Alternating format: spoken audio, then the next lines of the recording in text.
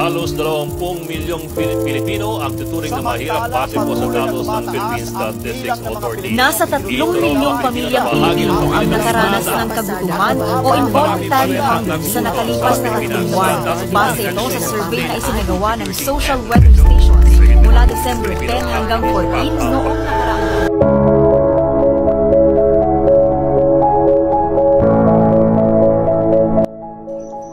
Sa likod ng bawat ngiti, may mga kwentong hindi natin nakikita, mga kwento ng gutom, pagod at pangarap na minsan ay tila imposible.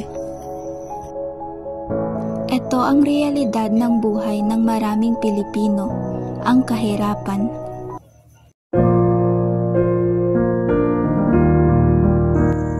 Minsan, sapat lang ang kinikita para sa isang beses na pagkain.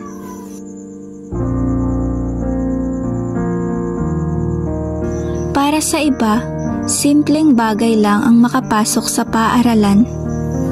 Ngunit kahit ganoon, hindi nawawala ang pag-asa dahil sa bawat paghihirap, may dahilan para magpatuloy. Minsan, kanin lang ang ulam namin. Pero kahit gano'n, nagpapasalamat pa rin kami kasi may makain kami. Kapag mahirap ka, kahit magkasakit ka, wala kang magawa. Wala kang pambili ng gamot. Minsan kahit paracetamol, tinitiis na lang. Di madali ang mag-aral kung mahirap ang iyong pamilya. Araw-araw din akong naglalakad dahil wala akong pamasahe. Minsan ay nagugutom din ako pag ako ay pumapasok. Pero kahit mahirap, hindi ko pinapabayaan ang aking pag-aaral. Ang hirap minsan, pero kailangan mong kayanin para mabuhay. Iniwala ako na darating din ang panahon na giginhawa kami. Kailangan lang ng tiyaga at pananampalataya. Minsan wala kaming sapat na pera, pero nagtutulungan kami bilang pamilya. Ang hirap makita ang mga magulang mo pagod, pero wala kang magawa kundi intindihin. Ngunit sa gitna ng lahat ng ito, may lakas, may pag-asa, at may mga pusong patuloy na lumalaban.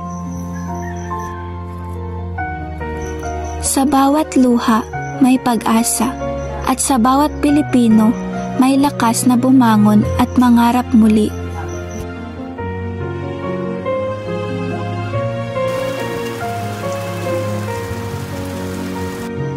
Ang kahirapan ay hindi ang katapusan ng lahat. Isa itong hamon na nagtuturo sa atin ng pagtiyatiyaga, kababaang loob at pag-asa. Sa bawat pagod, may dahilan para bumangon muli.